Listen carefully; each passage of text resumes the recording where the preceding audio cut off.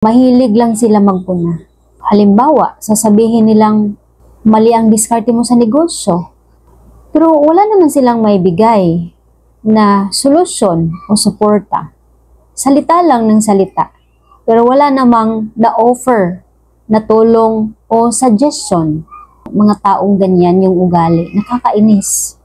Kayo, paano nyo ba na-handle yung mga ganun? Ako, halos sa araw-araw naranasan ko na yan. Minsan pinapaliwanag ko, noon pa.